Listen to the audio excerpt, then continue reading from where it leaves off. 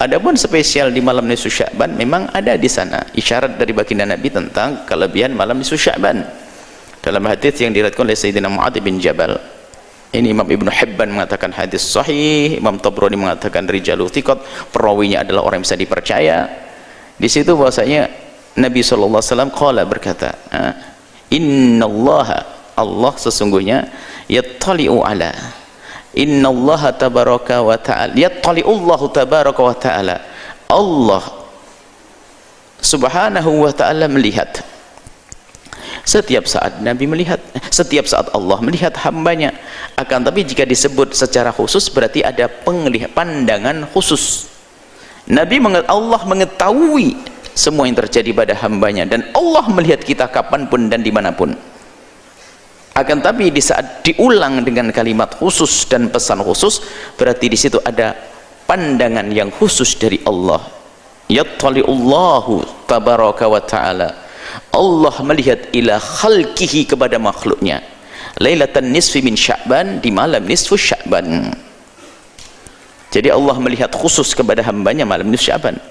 Bagaimana cara pandangan Allah kepada hambanya? Ya pandangan khusus. Jadi kalau pandangan khusus kepada seorang hamba yang berdosa adalah dengan pengampunan. Hamba Anda terkasih dengan rahmat, tambahan rahmat dan berkah.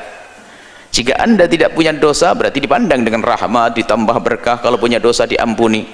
Dan kata Nabi, wa yaghfiru, dan Allah akan mengampuni li jami'i khalqihi, kepada semua makhluknya.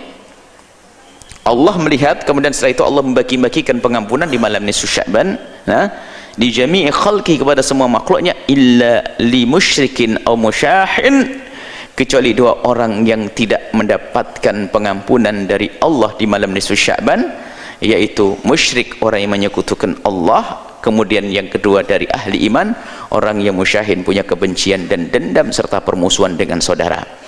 Maka mari di malam nisfu Sya'ban nanti kita meningkatkan istighfar kita, ibadah yang sangat luar biasa, yaitu istighfar sesuai dengan tadi pengampunan Allah, memohon pengampunan kepada Allah. Kita beristighfar sebanyak-banyaknya, berdamai dengan Allah subhanahu wa ta'ala, kemudian juga berdamai dengan saudara sanak kerabat. Persiapkan mulai hari ini hadiah dan segala macam apapun ya, mungkin boleh sorenya makan bersama, malamnya makan bersama, setelah berzikir, beristighfar.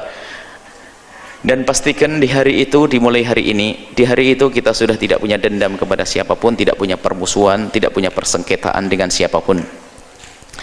Kalau sudah begitu berarti Anda akan mendapatkan pengampunan dari Allah subhanahu wa ta'ala, dan alangkah indahnya pengampunan dari Allah. Adapun ibadah-ibadah yang lain tidak ada pesan khusus dari Nabi, ibadah-ibadah tertentu, tidak ada pesan sholat tertentu, tidak ada pesan apapun. Yang jelas semalam itu adalah Allah mengampuni hamba-hambanya. Maka yang sangat sesuai adalah memohon ampun kepada Allah. Dan kecuali orang yang mempunyai permusuhan, maka ayo kita jaga iman agar tidak termasuk orang yang menyekutukan Allah. Yang kedua adalah ayo berdamai dengan sesama manusia dengan menghilangkan dendam, dengki serta permusuhan.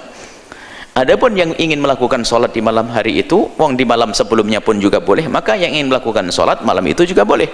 Apakah sholat hajat, sholat tasbih, atau sholat yang lainnya diperkenankan ya. Jadi diperkenankan sholat apa saja. Sholat hajat, mengulang hajatnya banyak, hajat keluarga, hajat bisnis, hajat ini, hajat, boleh. Lakukan sholat sebanyak-banyaknya malam itu, dan lakukan zikir sebanyak-banyaknya malam itu, dan istighfar sebanyak-banyaknya malam itu. Adapun jika ada amalan sholat khusus yang selama ini dilakukan sebagian orang, mohon niatnya saja diluruskan. Niatnya adalah niat sholat hajat diulang-ulang, atau sholat-sholat sunnah yang selama ini Anda ketahui, rubah niatnya dengan niat yang demikian itu. Mungkin setelah bangun malam Anda tahajud, atau mungkin Anda ba'diyah isya'nya 2 rakaat plus 2 rakaat, kemudian Anda melakukan sholat awabin, sholat antara maghrib dengan isya yang dilakukan sebagian beberapa 2 sampai 6 rakaat. Anda bisa gabungkan itu semuanya sehingga sampai terhitung berapa rakaat sekuat Anda. Jadi yang jelas di malam itu tidak ada himbauan khusus sholat tertentu, tapi kalau Anda ingin melakukan sholat tentu tidak dilarang. Maka yang bukan dilarang, karena di hari yang lainnya pun boleh, maka di hari tersebut juga boleh. Innalillahi fi ayyami dahrikum nafahat. Allah itu mempunyai nafahat. Biarpun hadis ini diperselisihkan para ulama, Imam At-Tabrani meriwayatkan bahwa Allah itu mempunyai nafahat dalam setiap saat tertentu. Nafahat itu adalah karunia yang sifatnya maknawi, rohani, batini. Fata'aradu laha, maka hadanglah karunia Allah tersebut, nafahat rohaniat tersebut. Hadang. Cara menghadangi gimana? Bukan nongkrong kita, akan tapi menghadangnya dengan ibadah. Lakukan ibadah, baca Al-Quran dan sebagainya. La'alla yusibakum nafhatun, barangkali kamu akan dapatkan satu nafhah, satu titik rohaniat, satu tetes rohaniat, sehingga menjadi sikap falan tasqau abadan, dalam riwayat ba'daha abada, sehingga kau tidak akan menjadi orang yang bakal sengsara selamanya. Jadi perlu, kalau ada berita bahasanya di hari itu, bahkan dalam riwayat Nabi pergi di suatu ketika dalam hadis yang lain, faqattu Rasulullah, kata Siti Aisyah, aku kehilangan Rasulullah, karena itu jatahnya Siti Aisyah. Kemudian faida huwa bil baki, tak taunya fakharajtu, kata keluar Siti Aisyah, faida huwa bil baki, Nabi di baki, di antara masjid Nabi dengan makbarah kuburan itu adalah namanya baki. Di baki itu kuburan di situ, Nabi di sekitar itu.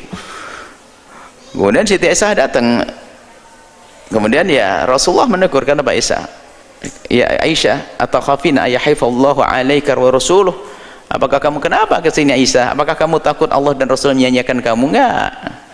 Kata Rasulullah, inni dhanantu dhahabta ila ba'di nisaika, aku kira kamu ke istri yang lain ya Rasulullah. Maka Rasul, kemudian Rasulullah menjawab, nazalallahu subhanahu wa ta'ala, kama qala Rasul, Allah subhanahu wa ta'ala turun lailatan nisfi Sya'ban, maksudnya turun Allah adalah memberikan rahmat secara khusus, memberikan karunia secara khusus lailatan nisfi Sya'ban, di malam nisfu Sya'ban, fayaghfiru, dan Allah memberikan pengampunan li aqtaro, lebih banyak, min adadi sya'ri ghanami kilabin, lebih banyak daripada bilangan bulu dombanya Bani Kilab. Jadi Bani Kilab itu adalah satu kabilah yang paling kaya punya kambing, punya domba, dan itu bulu dombanya suruh hitung. Maksudnya nggak usah dihitung bulunya, maksudnya Allah akan berikan pengampunan seluas-luasnya. Ya, artinya Nabi melakukan, mengkhususkan juga, artinya Nabi malam itu juga melakukan sebuah kebaikan. Maka dari itu alangkah indahnya, alangkah baiknya kalau malam itu kita hidupkan seperti para salafun saleh menghidupkan, dan Anda tidak perlu merasa bingung kalau ternyata ada orang yang mengatakan itu adalah amalan bid'ah. Anda sudah mengerti, yang mengatakan bid'ah itu memang biasa, sedikit-sedikit mengatakan bid'ah, kan sudah ada jelas dari Nabi SAW bahwa malam itu adalah malam istimewa pengampunan. Dan apa layaknya pengampunan? Ya kita minta ampun, kan begitu. Anda minta ampun, Anda mencari waktu itu, menanti hari itu. Maksudnya apa? Nabi memberitahu, kalau bukan karena menghimbau kita.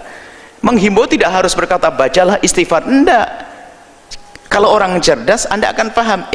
Saudara-saudaraku, di kampung sebelah Anda pengembala kambing misalnya, Anda pengen rumput, lalu kami berkata di kampung sebelah banyak rumput, artinya apa? Ya pergilah ke sana, gitu. Gak usah kau merumput ke sana. Ini. Jadi hari ini adalah hari Allah, malam ini malam pengampunan. Ya, yang faham mencari pengampunan, selesai. Jadi tidak ada bid'ah di dalamnya.